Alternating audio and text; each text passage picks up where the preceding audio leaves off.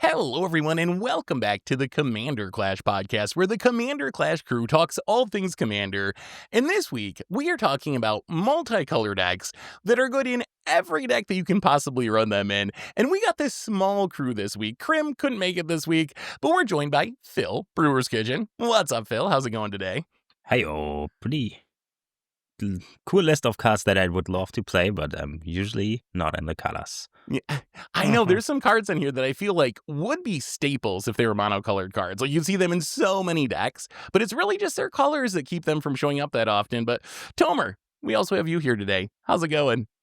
Fighting off a flu or something, Ugh, but I'm sorry. I'm away. I'm here physically and mentally a little bit, and I like multicolor cards. I like them. So I like multicolor cards too, and we got some good ones to talk about today. But before we get into that, we also have a couple sponsors today. Our show is brought to you by Foil Armor. Do you have problems with your foils curling? Well, Foil Armor is the ultimate solution for flattening your foils. It's a two-way humidity pack that you simply put inside an airtight container with your cards, and Foil Armor will absorb and release moisture, making your cards completely flat. Put it back in your storage box to keep your cards flat forever, and you can head over to foilarmor.com and use the code MTGGoldfish to get 15% off.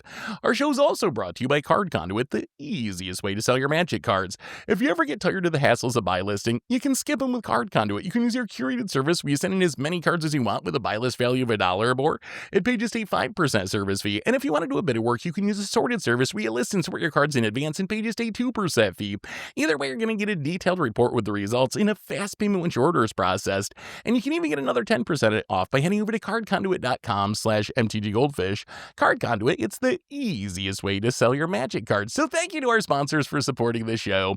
And now it's time for the comment of the week. So last week, we talked about cards that overshadow the rest of your deck, and our top comment comes from @LazyDino59, says, alternate title, The Goldfish Crew Learns About Game Changers. Yeah. And I was thinking about it, and I was like, I think they're actually kind of right. A lot of the cards we did bring up are on the Game Changers list to some extent, at least. So yeah, and then some weren't. Like Deadpool, I think is not.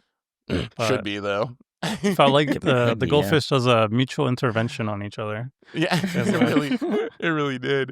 Anyway, thank you for your comments. Send in more for this episode, and maybe you'll be the comment of the week. But let's talk about multicolor cards that you should play in every deck. And Phil, you kind of pitched this idea, so let's start with you this week. What's a multicolor card that goes in every deck?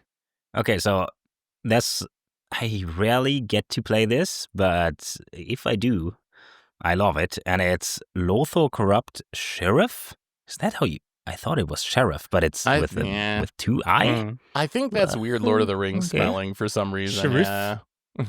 Yeah, it is Orzhov, and I'm usually not in Orzhov. Well, if I am, I'm usually a token deck and I play it. But so it's a 2-drop. That's a 2/1, and whenever a player casts their second spell each turn, you lose 1 life and create a treasure token. So I love cards that trigger of the opponent doing stuff. It's kind of like it makes other turns not as boring if you gotta watch them and see if you can get some value from them doing something. And then if you play this on turn 2 or like turn 4, like as your second or as your first of second 2 spells, you usually get mad value pretty quickly. I don't know. I played it a lot when I get the chance, and it's usually like 1.5 treasures each turn cycle that's not you, and you can play, so it's usually always 1, especially in Black-White. You usually play weenies, small creatures. I just like it, and it might kill you very slowly, but in a good way. It's really good, right? Like, because it triggers off your second spell too, you do have like some control over it. So the baseline, like you said, should be you get at least 1 treasure each turn. And then hopefully some of your opponents are double spelling. And really, on a 2-drop creature, how many treasures do you need to make each turn for it to be worth it? Like, you're in Orzhov, you don't get actual mana dorks. Like, even if you're making 1 each turn, you built yourself the equivalent of a mana dork, right? And you get the upside of their treasures, so you can store them up or whatever. And then sometimes you get more than 1. So I think this card's great. It's also like CDH staple, right? I think. Oh, I can imagine. Yeah. Is it? Oh my God! It's $8. Well, I bought a bunch of them, and they all got very wet when I got flooded. Well, the great flood. At least it was a good call to buy. But oh my God, they just kept Rising, whatever. Yeah, it's a good card. It does also trigger Caretaker's Talent in the opponent's turns. I know. Of course it does. Okay. Of course it does. But in the opponent's turn, it's not too easy, right? Unless he plays Yeah. Marauding Tide. But Yeah. Hard mode. I What don't do you think I'd think, run it Tomer? outside of 3 color decks. Like, I think 3 is my cap. Because it's something you want to definitely cast on turn 2 if you have the Mhm. chance. And I think maybe in or like a 4. 5 color deck, it might be hard to cast it consistently. I don't know. Unless you have like the perfect mana base, I guess. All the fetches, Yeah. all the shucks, And all the any, triumphs. and So. even if you got all the fetches and the shocks, do you want to fetch in a way that gets you turn 2 Lotho every time? Not necessarily. Probably. But I think I agree with you that like 2, 3 color decks, I think it's great. Once I get to 4 Yeah. or 5 color, then I'm kind of like, I don't know if I play it every time, but I think it is a really powerful card. Mhm. Let's move on to the next one, Tomer. What's a multicolor card you should play in every deck? All right, I'm cheating a little because we all talked about the cycle, and I think this is a cycle that if I'm in the 3 color pairing that I can run all these, I'm usually running it. So I'm talking about the new Ultimatum cycle, which is from Ikoria, I believe. There was an original one from Alara, but we're talking about the newer one, which is just generally better. Eerie Ultimatum, Emergent Ultimatum, Genesis Ultimatum, Ruinous Ultimatum. Is there another one? Inspired is the last one. That's kind of the bad one. It's So still which one? okay, but Oh, it's the Inspired Jeskai is one. the Yeah, Jeskai no. one. Yeah. We don't count that one. It's a 4 card cycle actually on this one. So the Eerie Ultimatum is the Abzan one, so white, black, and green, and you return any number of permanents with different names from your graveyard to the battlefield, which in Singleton means basically everything except additional basics. Emergent Ultimatum is Sultai. Search your library for up to 3 monocolor cards with different names and exile them. An opponent chooses one of those cards, shuffle that card into your library, and then you get to cast the other 2 for free. That's kind of ridiculous. Genesis Ultimatum is Teamer. Let top 5 cards of your library, put any number of permanent cards from among them onto the battlefield and the rest into your hand. And then Ruinous Ultimatum is the Mardu one. Destroy all non-land permanents your opponents control. They're all 7 mana, sorceries, all very pip heavy. I think the one that I run the most is like Ruinous Ultimatum, and I won't think about it because it's just like it's a one-sided board wipe, and every Yeah. single deck wants that. And then like Eerie Ultimatum's probably the one that probably has the highest upside. You have to like just not be Spellslinger. And I mean, that's pretty much every single Abzan deck at that Yep. point.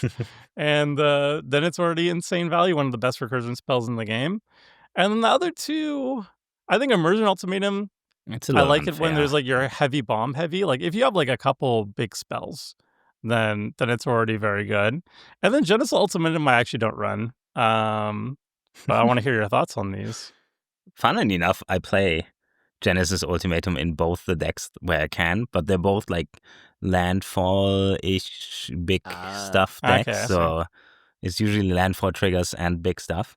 Emergent Ultimatum, I mean, I talked about it last episode.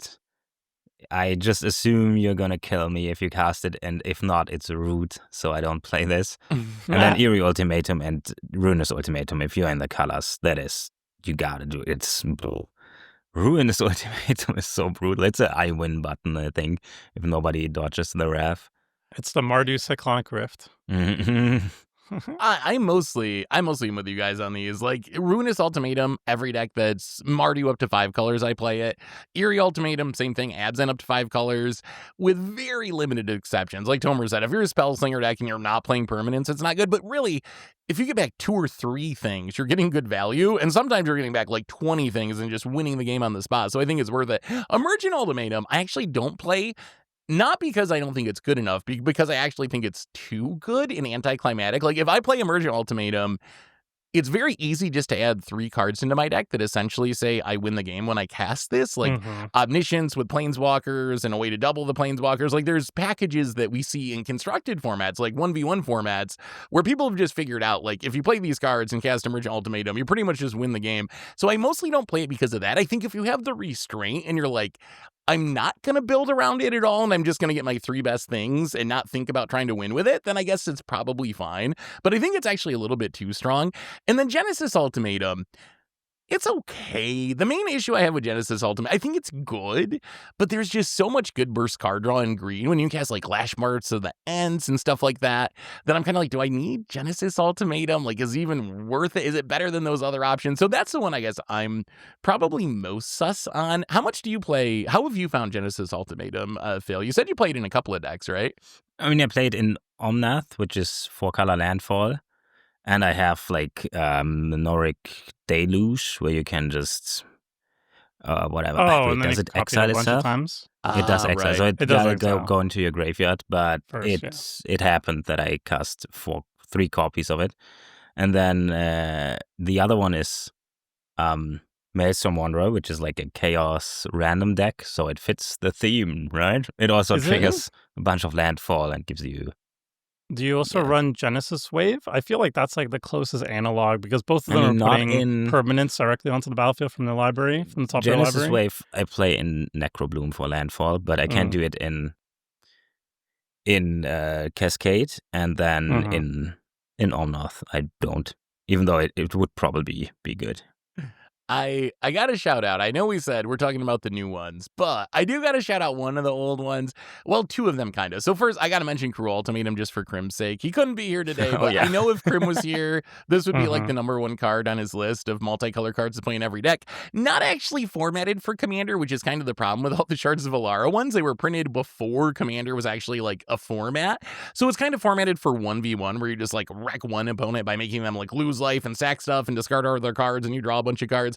But the one that actually sees a lot of play on EDH Rec from the old cycle, and I'm curious what you guys think about this one, Titanic Ultimatum. This is a Naya Ultimatum. Oh. Still 7 mana, sorcery speed, until end of turn, creatures you control get +5/+5, first strike, lifelink, and trample. So kind of like a really expensive, super pip-heavy overrun, but you also gain a bunch of life if you don't win the game. Is this worth playing in 2025, or is I just know this is like one of the highest ranked ultimatums on EDH Rec if you just look at play rates. Is it actually worth playing in 2025, or do we just have better options now? It's a sorcery. It is a sorcery.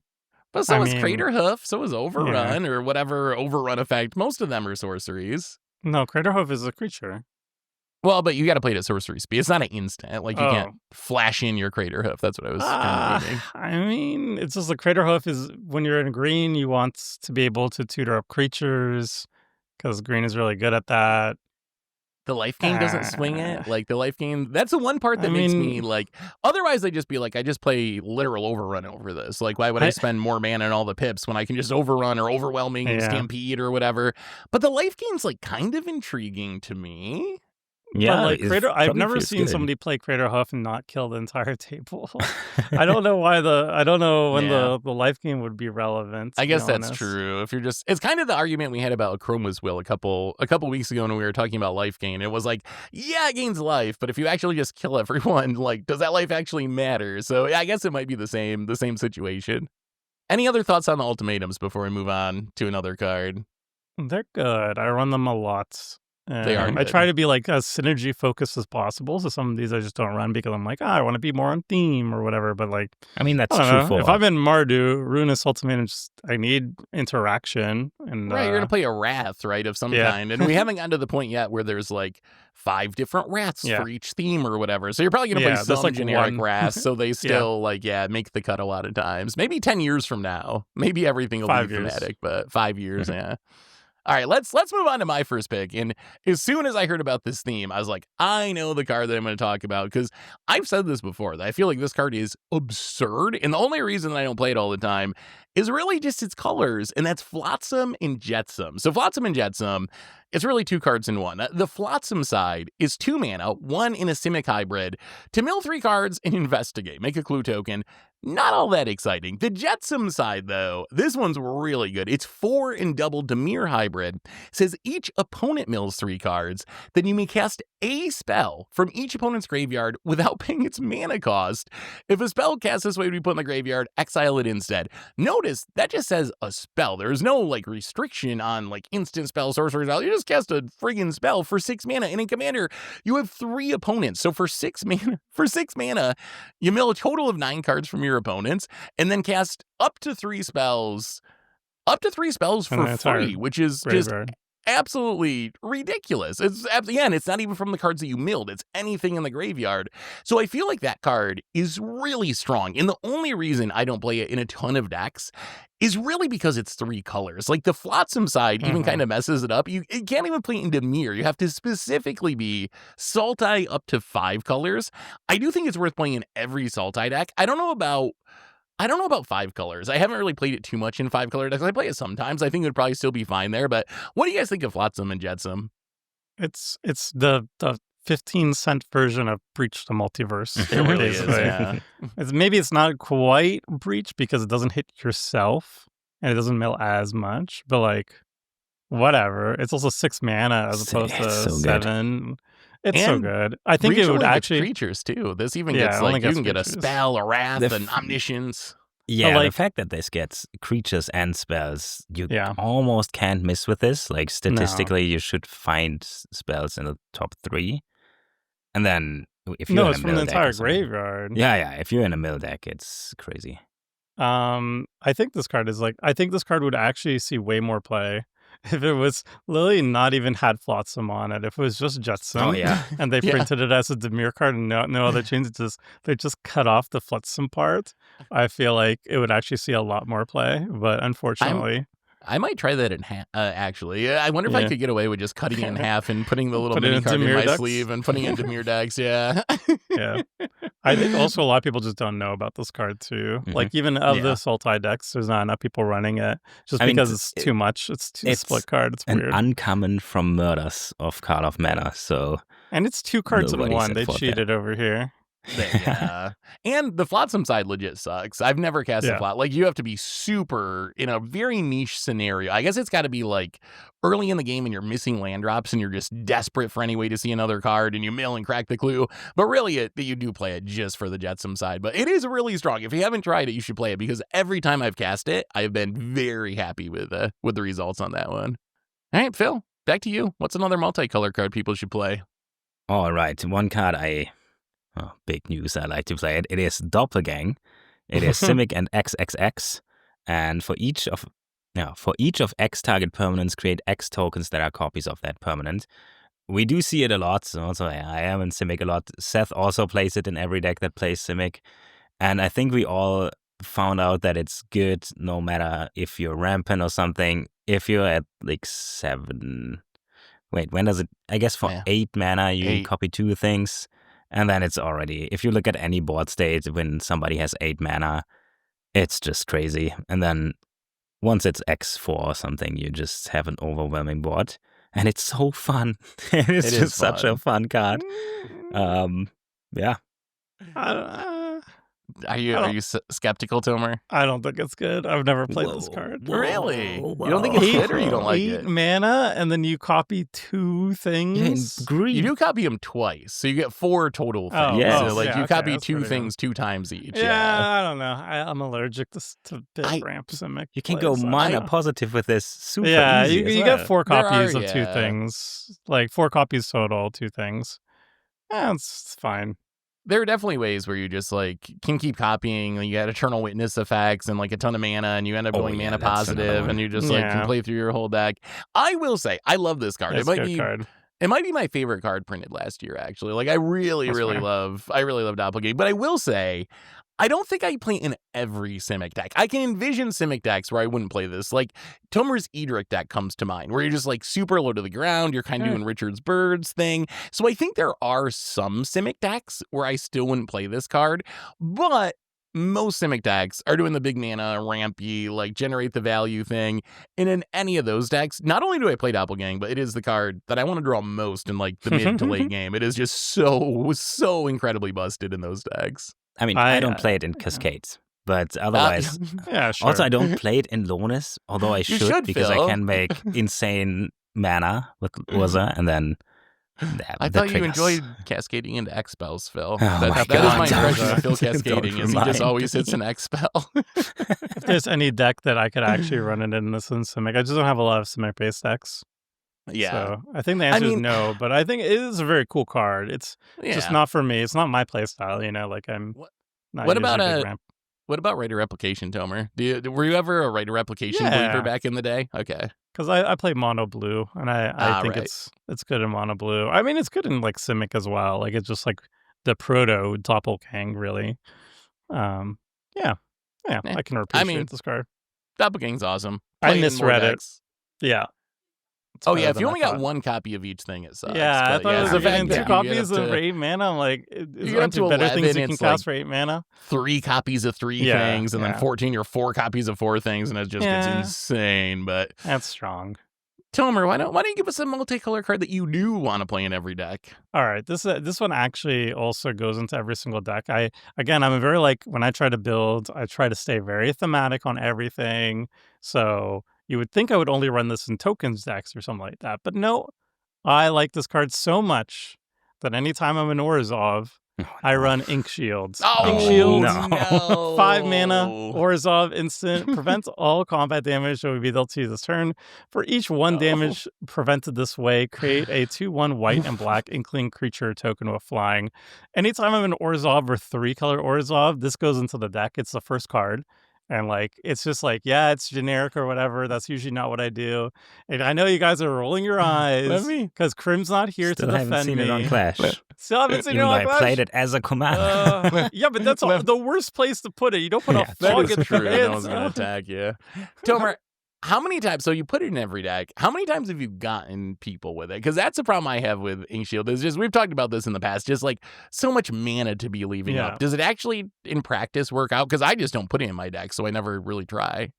It's kind of like it's a card that you will try to play only late game, right? Like Yeah. once you're in the late game and anybody can kind of win out of nowhere. And I'm talking like turns 8 and beyond, where like tapping out is very scary. You know, you want to hold up. If you have T-Pro, you're holding up T-Pro. You're holding up that 3 mana because you know somebody's going to Alpha Strike, somebody's going to go for the win or something like that. That's when Ink Shield is usable. It's not usable early to mid, and you wouldn't want to use it. But then late game, if anybody swings at you for like just like 6 damage, you could not only prevent it, but like more importantly, you put 12 flying power on the board instantly, and then your opponents have to respond. And 6 is like the low ball. Like usually if like we're talking late game, somebody's swinging at you for like an Alpha Striker like that, and then you have just lethal on everybody if you get to untap with it. So relatively small sample size. I've probably cast like maybe 10 Ink Shields in my entire life. Whoa, Because I don't play Orzhov that much. I have it in a single Right. deck right now Mhm. in my Selenia deck because it's my only Orzhov based deck. And yeah, I maybe in the 10 times, it's maybe killed everybody like 7 times, and the other times are usually somebody has to scramble and board wipe. Either the person who attacked me for lethal now has to board wipe his entire board to stop it, or like it's somebody else's turn before mine and they board wipe me or something like that. But yeah, it usually Okay. just kills people. I might We'll I might see. have to try it more. I might have to try it more. I might have to just jam Orzhov in every single Commander Clash until I finally see this card in my hands. The thing that's making me like sort of think now that I would try it is just like I feel like I've gotten pretty good at getting lots of lands on the battlefield in Commander, like just ramping aggressively. And the more mana you have access to, the easier it is to like leave up 5 mana in the late game. And I do agree the upside is immense, right? It is like a finisher in some sense. I just worry it's going to get stuck in my hand, but we might have to try some more Ink Shielding. It's T-Pro. Well, it's not T-Pro. It's more like a fog. Like if you are okay running fog, I like fogs. typically in late game, that's the only time you want to cast it. 5 mana, yeah, it's a lot, but sometimes you I just like don't the want to Spider die and you want Fog. to win. But this one, Spider Fog's also sick, actually. Arachnogenesis is a true shout out to that. All right, let's move on to another pick of mine. And this is a card kind of like Tomer's, where I don't play this card that much just because I don't play the color combination that much. But if I do play the color combination, it's one of the first cards I add to my deck. And that card is Invert Polarity. So Invert Polarity, it's an Izzet card. It's double blue and a red. For an instant, it's a 3 mana counter spell, but it says choose target spell. Then you flip a coin. If you win the flip, you gain control of that spell, and you can choose new targets for it. If you lose the flip, you counter that spell. So the way this works in practice is, worst case, it's a 3 mana counter spell, which isn't great, right? That's a cancel. You wouldn't play cancel in Commander. But 50% of the time, you just get the thing that you're countering instead of countering it, which is ridiculous. ridiculous. Any of these big bombs we've been talking about, these big finishers, you actually just get them. And it works with permanents too. Like you gain control of the permanent, the creature, and you get it on your side of the battlefield. So even though it's a little bit lacking in efficiency for a counter spell, I think it fits the flavor of Izzet really well with just like this chaotic sort of spell slingy thing. And it's a really powerful effect. And it leads to a fun moment at the table where everyone's going to be holding their breath to see how does the coin flip go, because it really could determine the outcome of the game. So I think it's worth playing in like every Izzet deck. And it usually is thematic because it's so spell slingery. I don't know about 5-color, if I'd actually play it in 5-color most times, just because there's so many options in 5-color. But I think this is a multicolor card. You should play in like every Izzet deck. But what do you guys think of Invert Polarity? I wish I played this card more. I got a extended art. I actually opened it from a booster and pulled it aside for my Clash collection. And then I either forget about it, and honestly, I'm not playing too many Izzet decks. That's my problem. It's like Orzhov. It just doesn't really show up with each other. Like I do play a lot of blue. Well, actually, I just very rarely play red. I think that's the problem. And then I forget about the card if I'm 4-color or something. I think of you as an Izzet Mage, Tomer. I think of you in your Niv Mizzets and Spellslinger. What do you think about this card as a Izzet player? Are you a fan? This card is the truth. This card is really good. Like, I think it's best, like, if you're playing 3-mana counter spells, typically you want to be playing kind of like a Drago style. Like you're holding up mana for your big scores and counter spells and whatnot, and card draw at instant speed and stuff. And then if you're in Drago, and you're Izzet, this is like peak. This is peak Magic. It's like legitimately really good. Like, okay, 3-mana cancel's not the best, but it's like 50% of the time you just steal that card. They don't get it. You get it instead. And it's any spell. Any spell. Oh my God. It's crazy. It's so good. Be good. their commander. You could just steal their commander. It's funny. Yeah.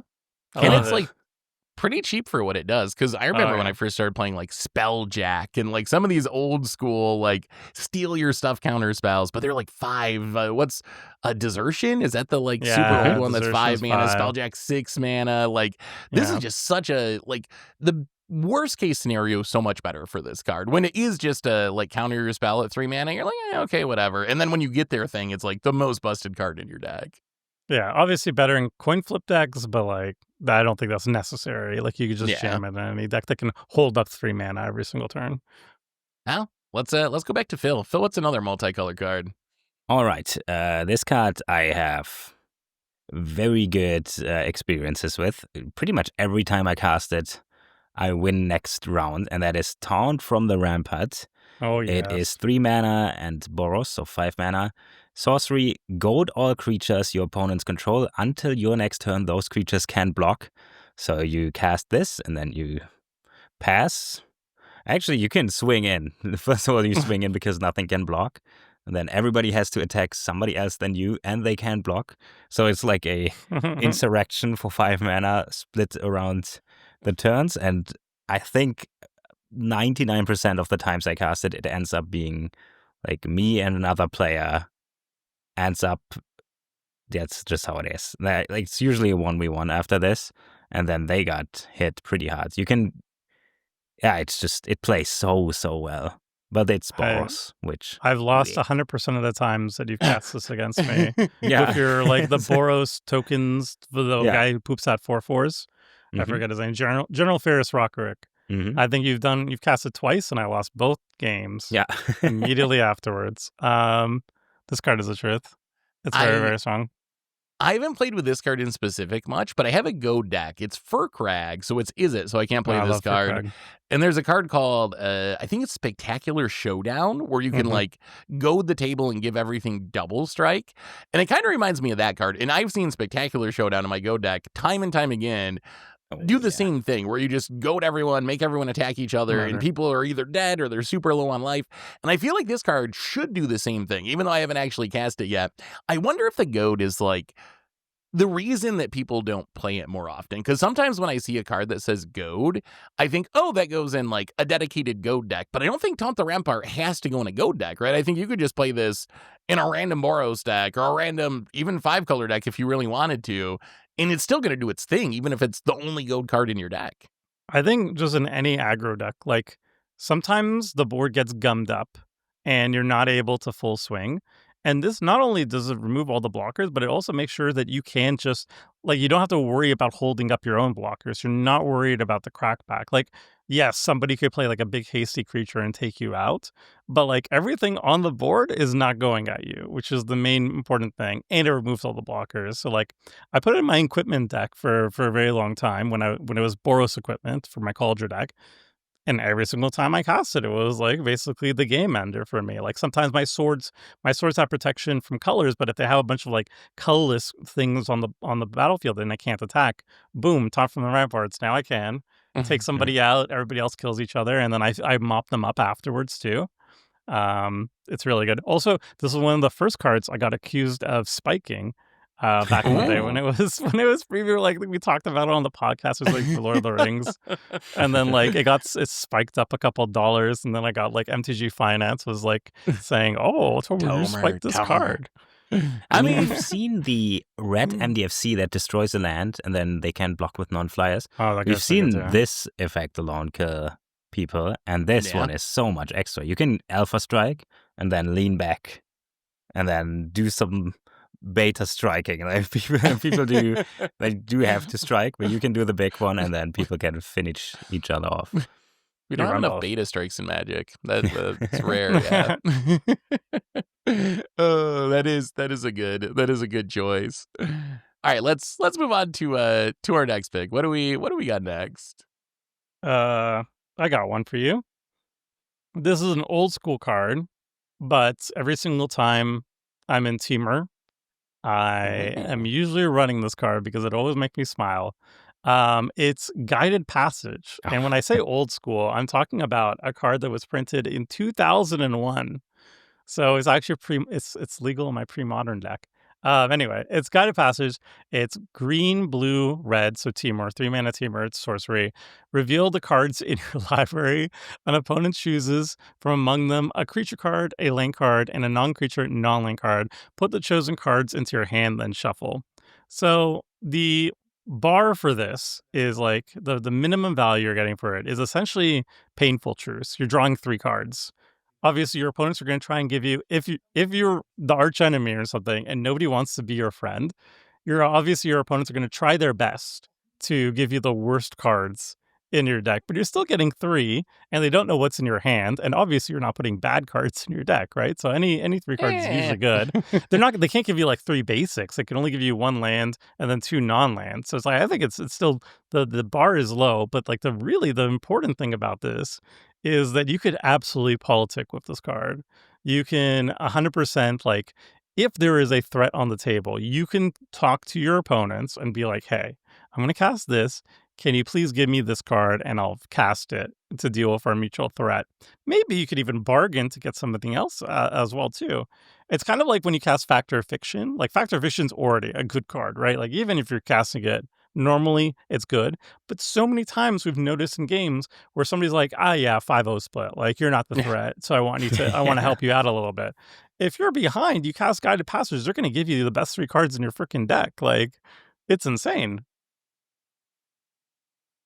We can't really cast this on Clash, but it should be very fun. Yeah, we can't cast it on our account. Yeah, that would be tough to actually resolve. I mean, I guess you could, right? I guess you'd just be like, look at my deck list and tell me 3 cards. So I guess it wouldn't actually be as bad as it looks. It might actually be easier because then they don't have to go through your deck and used to. Actually, never mind. We could cast this on physical Clash. deck. Yeah, I'll send you my list. My question for this is how big of a downside? So the 3-mana draw 3 got me sold on that because I think they're very powerful. We see Richard infamously secret rendezvousing where he has to give his opponents 3 cards and he'll still 3-mana draw 3. So we know that the bar for 3-mana draw 3s is pretty low. Like if you're drawing 3 cards for 3 mana, you're probably going to be good. I think the politics argument, pretty convincing. I could imagine being like, oh, we need a Wrath. I'll give you the Blasphemous Act as one of your cards. And then, maybe you're still getting a basic land or whatever for your land and not your Field of the Dead or something or whatever. But still, like, I could see getting good cards out of this. How big of a downside is revealing literally every card in your deck to the entire table? Is that a downside where you're like, they know all my tricks, they know what I'm trying to do, they know they need to exile my Cauldron piece or whatever? Like, is that a concern or not really? I guess if you're trying to hide a combo from the table, then it's a severe downside. But like, Yeah. I think outside of that, like, I don't know, I'm playing Gisha, like, I don't know, I'm playing Animar or something, like I have Eldrazi in there or something, Yeah, I don't know. it's Like, all it's what you like expect not a anyway. surprise. What's the worst case? Like, if you don't, I like the politics angle, but you usually play good cards in your deck, right? It's always hard to cut a card. I mean, I guess okay, if you play here's Mana Dogs, it sucks. yeah. Mhm. Basic land, Um, mana dork, ponder or something is probably like your floor, right? Like your hmm. least powerful creature is probably a mana dork, least proper land probably a basic, and then just like some cheap cantrip or maybe like a conditional removal spell, like an artifact removal when there's no important artifact or something. So that's probably the floor. Yeah. But still, like, people land tax and you're getting literally 3 basic lands in your hand, and that's card advantage. So even if the Amazing. cards aren't good, just the fact that you're getting 3 of them probably is enough. Yeah. You could also do like some sneaky deck building where if you only have like a couple of creatures in your deck and they're both really important or they're Oh, both you're combo right. pieces, then your opponent kind of has to give you one of those, right? Or maybe you only have a couple of spells in your deck. Like you could try to You build your manipulate deck your like deck an building to, intuition. yeah, you kind of could. Yeah, I had 3 creatures and they're all bangers. And then Yeah, good choice. Well, let's move on to the next one, and I gotta shout out one of my favorite cards, and I don't even know if this card's good. I just play it in a lot of decks because I love the gotcha moments that it creates, and that is Rakdos Charm. Rakdos Ooh. Charm, a black and a red for an instant that says choose one of exile target player's graveyard, so like a Tormod script at instant speed, destroy target artifacts, so like a Shadow at instant speed, or the big mode, each creature deals 1 damage to its controller, which is a pretty unique effect for 2 mana instant speed. Like, it is a card that the baseline is pretty decent, where blowing up an artifact's fine. Sometimes the graveyard hate's really good, but there are situations where that just gets people so severely out of the blue, where you have someone who's popping off and having their big turn. I think of Phil decks, where Phil has, Oh my God, what was that yeah. game where you were like copying that thing again and again that was like evolving and you had like hundreds of them? Do you remember that game not that long ago? The rat stack something. Yeah. Mhm. Something like Rakdos Charm is just like the perfect answer to that, where you just let them pop off and do their thing, and then you're just like 2 mana, all your creatures deal damage to you, you die on the spot, and you kind of did it to yourself. Like, if you weren't popping off so hard, the Rakdos Charm wouldn't have got you. And we've had some really good, I remember like a Tom Commander Clash moment from like years ago where he got people with this on like Moto Commander Clash. We've had some really good moments with this card over the years. So I think it's worth playing in basically every deck because it's pretty good, but it leads to just some of the best moments when it works. And I think that's why I like playing Commander, is those moments. So I think it's worth putting those cards in your deck, even if you could play something slightly more powerful, just because people are going to remember like that moment years later, and they're not going to remember how your Terminate was slightly more efficient or something when you killed their thing. I think you nailed it. Like, this is a storytelling card. It's very memorable. I remember last week on Commander Nights, somebody was playing Ramos Lucky Charms, and he also killed somebody with a Rakdos Charm who was about to like have a lethal board state and stuff. It happens quite often, and especially if they're up against like lanes players or something. They love their Scoot Swarms. They love Yep. like filling the board with tokens and stuff, and it's very easy to get them with it. And then the other 2 modes are actually still good too. Like if somebody is doing some graveyard shenanigans, you can wipe their graveyard, or you can also blow up an artifact that's important too. So yeah, I think this card still holds up even over a decade later, and Yeah. it's my favorite charm. It's my favorite charm of all time because it does make the notes. We still remember the Tom game from like From- I this don't has know to be 8 years ago. I don't know. Yeah, Insane. and we're still talking about it. Yeah. It's one of those cards where you hope the opponent doesn't have it, like settle the record. It's like, oh, Mhm. please don't tell me you have Rakdos Charm, and then when they have it, oh I my mean, God. That's what are so you going to good. do? Like, not pop off to play around the potential of someone having, oh, I'm not going to do my Yeah. thing because I might have Rakdos Charm. You just gotta accept that sometimes it's going to happen to you. I also love that it also gets around like some of the most common protection spells, like Clever's Concealment, Heroic Mhm. Intervention, and stuff. It still gets you.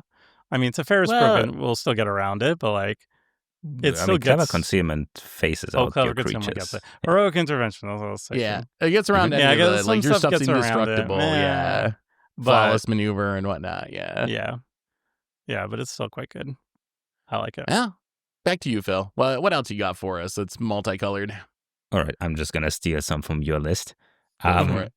Okay, so here's a land that is it looks green, but it is 5-color, and it's an insane payoff for playing 5-color. And whenever I'm in 5-color, it's like the first land, the World Tree, and then try to tutor it out, and then don't worry about your mana base.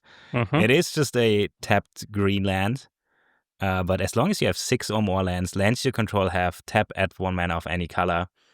And then very weird flavor text here with, I'm not even going to read this, unless you're in a God deck or Changeling. Wait, Yeah. I mean, you play this. If you play 5-color, you play this. So I guess Tomer plays it in your Changeling deck. And I you absolutely do. Yeah. Did you have you done activate it?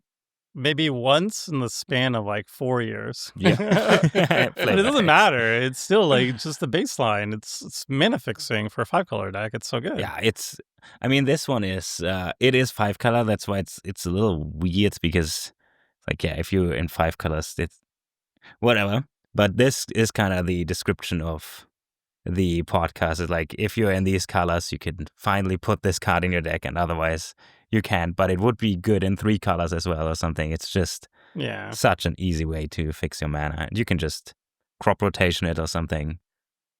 And having all your lands tapped for every color, like, apart from fixing your mana, it's also nice, and I think Tomer has brought this up in the past when we were debating, like, Chromatic Lantern, but it kind of lessens your mental load a little bit too, right? Like, you don't have to spend any of your finite brain power thinking about, am I tapping correctly? Or if I tap this, am I going to need it during my second main phase? Because everything taps for every color. You can just tap however you want. Like, any land is going to do whatever you want. You can focus on, like, sequencing your turn or what your opponent's board state is instead of worrying about, oh no, did I mistap and, like, screw myself over? And I think there's actually, like, some value to that. And unlike Chromatic Lantern, this isn't a land slot, so the opportunity cost is even lower. It also fixes a problem in 5-color, which is fetches not being able to fetch anymore. I guess if you have fetches and fetches tap for mana now. So at some point you don't need to risk getting blown out by your own fetches, and you can just say, I play this fetch and I tap it for whatever. Wait, y'all don't run Abu Duels? I mean, yeah. What about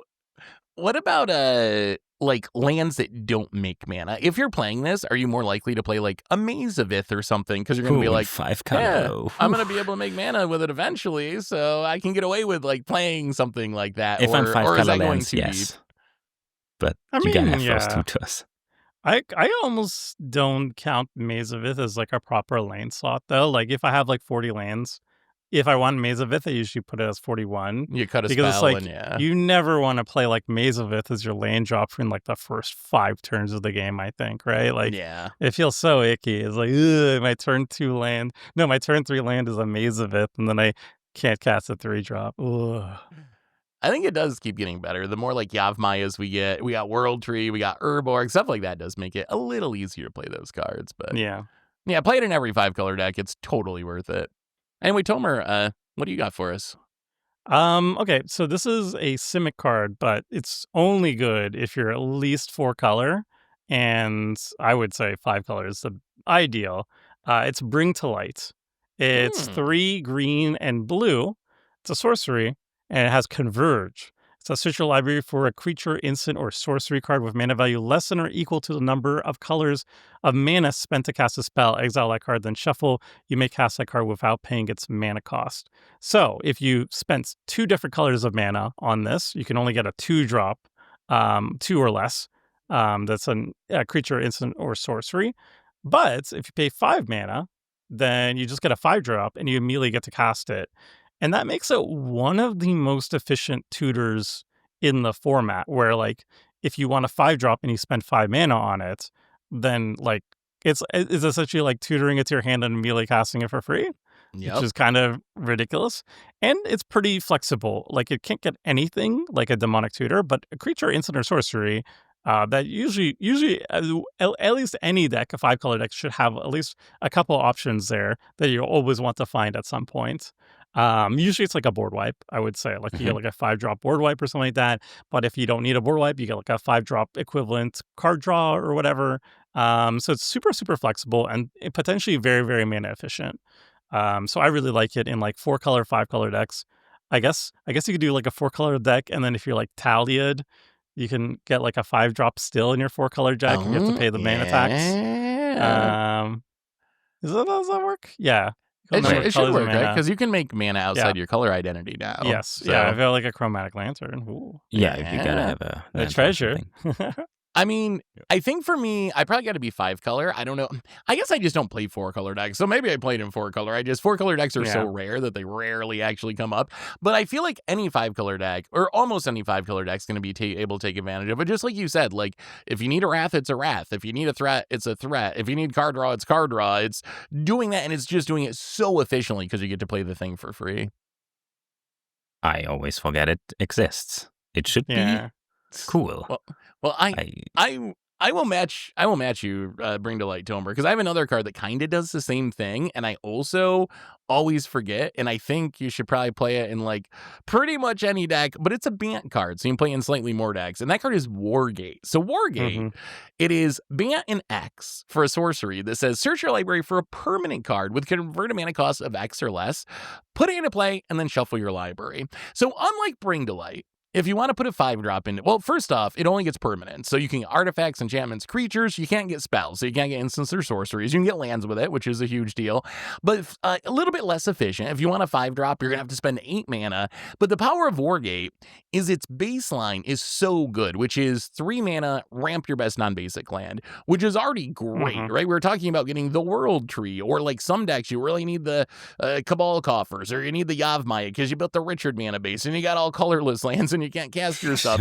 But this just gives whatever non-basic land you need for 3 mana, and then it just scales throughout the game. In the late game, when you got a ton of mana, it gets your Crater Hoof, or it gets whatever you're planning on using to close out the game. And Wargate's a card that I forget. I think it's mostly that I don't play Bant that often, and then if I play it, a Bant deck, I sometimes just forget that it exists. But I think this card should be played in basically any Bant deck, and I think most 5-color decks too. But Tomer, I know you had this one on your list. What do you think of Wargate? I love this card. I also forget it all the time too, just like you. But the last time I was having it in my decks, I had it in my Changeling deck because for 3 mana, like you said, the first thing I would get is Wargate. So, or not the first thing I would get is the World Tree. That's what I meant. I get the World Tree with it for 3 mana, and then boom, my mana is fixed, and I can continue the game.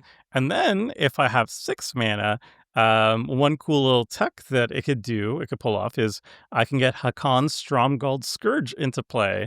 Hakon is this like really powerful zombie payoff or night payoff where you can cast night spells from your graveyard as long as it's on the battlefield. However, you could only cast Hakon from the graveyard but nowhere else, which makes it kind of awkward to get him into play sometimes. And then Wargate, you could just put him into play because you're not casting the spell. You're just putting the permanent onto the battlefield. So it was a cute little way of getting Hakon onto the battlefield, but also like having all this flexibility. Usually World Tree, then Hakon, and then if I have more mana, something else. It's very fun. I really like the land ramp. I always forget about it, and I'm thinking about it is just a tutor. Maybe I put it in one of my decks. Like just getting a land, just a bounce land, and then you, like if you're missing land drops, and then you do this into bounce land, and then you hit your land drop as well. Yeah, it's pretty good in 4-color Omnath, I would say. Nah, I mean, I feel like this is enough, but the Brewing Chef maybe, and I can tutor it more value. You can find Caretaker's talent with this. Oh, yes. Oh, you can get the Caretaker's talent. That is true. Yeah, I mean, the card, I think it's just the most efficient way to get a non-basic land in the colors, right? Like 3 mana ramp any non-basic land is still a pretty rare effect. Like that was part of what I was hyped about Archdruid's Charm, yeah. But then you're triple green, so if you're in Bant, I think you'd rather be Wargate. But yeah, the card's still very efficient. Well, all right, let's do one last round here. Phil, back to you for your final multicolor pick. Okay, so my last pick, it's another Simic card. It is another just generically good card that I do play a bunch, though. It is Oko, Thief of Crowns. It's my excuse for, hey, I play removal. Look, it's Oko. And it's a planeswalker. I don't know if people are still traumatized from this, probably. 3 mana, it turns stuff into Alex. It turns commanders into Alex, which is incredibly oppressive. And then it pluses up very easily to a point where people don't care anymore and say, well, yeah, we just got an Oko and it's brutal. And I got it out of my decks that are a little on the chiller side. Although now that I think about it, it makes tokens. Maybe I should put it into my Brewing Chef Caretaker's deck. talent. Yeah. Right? Put in your all decks. Yeah. All of them. This card is. Yeah. Oh, go ahead, Tomer. I just want to say it's so funny that like we've always said planeswalkers are so bad in multiplayer because it's like they're slow, you have to protect against multiple people, but like Oko is like this exception where it's so busted, it's so strong, its loyalty count is so high that it is actually $3 is at good. this point. It's actually cheap. This is banned everywhere. Yeah. And like its baseline is essentially like a sorcery speed beast within almost. So like even if your opponents just attack it down and kill it, like you don't feel that bad that you got rid of the best thing. You know, you elk the best creature at the table, artifact on the table for 3 mana. So I think that's part of the power too, is unlike a lot of other planeswalkers, even if it doesn't stick around for multiple turns, you still feel like you got your money's worth out of Oko. But I'm curious, is this card a salty card? Like, does the 60 card hate carry over? Because for some reason, Oko doesn't really upset me in Commander. If you're dropping Oko against me in Commander, I'm not gonna look at you side-eyed or whatever. But I'm curious, like, is this considered to be a salty card in Commander? Hey Seth, do you care about your commander turning into a 3/3 Yeah, with no abilities? maybe it's because I don't cast my Commander, so I don't care. Yeah, Phil, if you would prefer your Marnius Calgar to have no abilities, yeah, I'd say it's become a salty. 3/3. I admit it. I admit it. It is very salty. It's like Deadpool. Well, it's not as bad as Deadpool, but it is like the similar I don't know. thing. Similar. Every turn you can +1 and turn something into an elk, and it might be saltier than Deadpool. At least you can have That's the hexproof. target, yeah. At least you can have hexproof. Yeah, Oko, I think you can play in actually any deck, and it's going to be worth it. Like from a wins and loss perspective, I think it makes pretty much any deck better. I mean, I usually don't play it on Clash because it kind of is bad for content. If you play like your commander and say it's an elk, that's not what people want to see. And I want to see it. It's kind of like, I guess, kind of similar to Deadpool in that way, right? Where like if everyone's things are just elks instead of like what their deck is trying to do, no one's deck really does the thing because they're all just elks instead. Although, oh my god, maybe that's the funny part of it. I remember there's I don't know if you remember the like Eternal Weekend or whatever, where they're like someone won by like turning their Black Lotus into an elk and beating down, and that's like still a thing so that funny. I remember. So it does lead to some funny moments too. I had an idea. Tell me in the comments section if you want to watch it. We play Commander, but everybody's playing Oko in the command zone. Oh, yes. I want to see Deadpool this for some reason. Maybe it's the meds, but I think this is the best idea ever. It's What if still everyone- funny to me. So when they released Brawl, the standard Commander 1v1 variant, they said, oh, Planeswalkers can be your commander. And then in the same set, they have Oko, which invalidates the entire format if it's your commander. They didn't Then ban it it was as Commander? banned. Oh, it was Okay. immediately banned. But it was Okay, that's banned good. everywhere. So, Yeah. including Brawl. Yeah, That's good. that card is over the top. Oh, well, Tomer, what do you got for your final pick? Okay. I had a very enlightened one, but I don't think you guys are ready for it. Instead, I'm Too going to talk about advanced. one that's actually just a crowd pleaser, but I think everybody has collectively forgotten about this card. It's Riveteer's Charm. It's also a charm. Oh. This is the Jund Charm. So black, red, green, 3 mana, instant, choose one. The modes are mode number 1. Target opponent sacrifices a creature or planeswalker they control with the greatest mana value among creatures and planeswalkers they control. Mode number 2. Exile the top 3 cards of your library until your next end step. You may play those cards. And mode number 3. Exile target player's graveyard. I think all 3 modes are pretty darn good. The standout, though, is that second mode where you get to impulse draw 3 cards. So if you do this on not your turn, when it comes to your turn, you have a full turn cycle, all your mana to cast those 3 cards. So it's almost like an instant speed draw 3. And then it has 2 other modes that are just useful a lot of times. Like if your opponents have a threat that must be answered, usually it's the highest mana value one, right? Like if they're swinging a big thing at you, the scary thing you want to kill is usually the highest mana value one. So that the instant speed removal for that. And then sometimes there's like graveyard shenanigans, and you have to pop the graveyard if somebody's doing like mass reanimation or something like that. So I think all modes are good, but I think just like the thing that carries it for me is like 3 mana instant speed, draw 3, and then the other 2 are just bonus. It's like nice, I think. Yeah, I think the edict is the one you want, like the one you use most of the time, right? Yeah, like if you keep it up, unfortunately. it's But the card probably draw. like, yeah, I wish I could draw 2 cards, but I gotta survive here. And I do I like think you it. hold it up because you don't want to die, and then if you don't need to use it, then you just like draw 3. I mean, that's the power of the card, right? Because it's Yeah. like the Ink Shield problem is solved. Because the reason I'm skeptical of Ink Shield is like I might waste 5 mana if I don't get a good time to cast it. But with Riveteer's Charm, you leave it up for removal, and then you can draw 3 cards if you don't have to, which I think makes it really powerful. Plus, the other thing I would say, I think you're right that this card should be played more. I was looking at EDH Rec, and it's not really that heavily played there either. It's not like even in like Jund decks, it's not like people play it as a staple in every deck. But I think it keeps getting better because we keep getting more and more play from exile mechanics. That's something in just like the last, that was a thing that didn't exist for like the first 25 years of Magic. And now in just the last few years, we've gotten so many commanders and cards that like when you play something from anywhere but your hand, when you play something from exile, I trigger and I do something. So I think this card just keeps getting better and better too, because Impulse Draw keeps getting better and better with all these payoffs for playing from exile.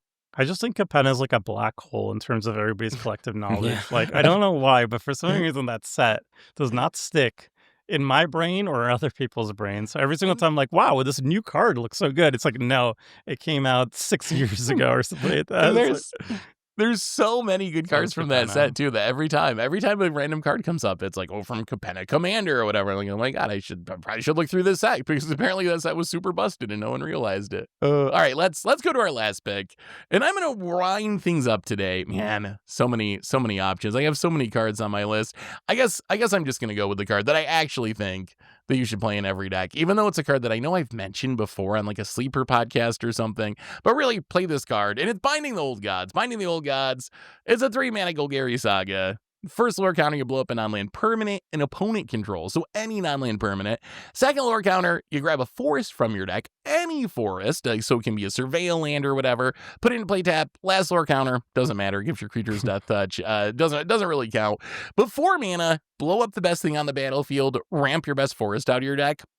It's just a really, really powerful effect, and I think that you should play this, and basically, if you're playing casual, I guess if you're playing like super high powered and you got all the fast mana, you don't really need this effect as much. But if you're playing a casual deck, I think that this isn't really like a Saga card or an Enchantress card. I think it's just like a really good Golgari card, and I would play it in 3-color decks, and I would even consider in 5-color decks, because the way I build my mana bases in 5-color decks is going to be a bunch of fetch lands, a bunch of shock lands, a bunch of Surveil lands or Triomes, and this just gets all of those. Even if I'm playing very few basics, I can grab my Triome or the Surveil land when I need it. So I actually think the combination of removal and like mid-game ramp makes Binding the Old Gods just a really, really strong multicolor card. But where are you guys at with this one? You already convinced me. Yeah. In another podcast. It's so good. Was it Sleepers? But it is, I don't know, I run into it a lot on Arena, but I never thought about playing it in Commander, but it is removal that I would play because it also ramps. So you can trick yourself into playing more removal. Yeah, and it's flexible. Like any non-land permanent, there's always going to be something to remove, and you just play on curve. You just find an excuse to blow something up, and you're like, I'm sorry, that thing's out of control. I had to do it. Meanwhile, you just want to ramp a little bit too. And like sometimes you have a trample creature, and the Death Touch is actually good, but it's very rare. It is also a permanent, so you can flicker it, you can get it back with Eerie Ultimatum. Yeah, it's just so much synergy potential. Obviously, if you're an Enchantress, I think this is one of the first sagas you should go for. It's also crazy with the Scholar of the New Ages. Because you keep removing the counters. Yeah.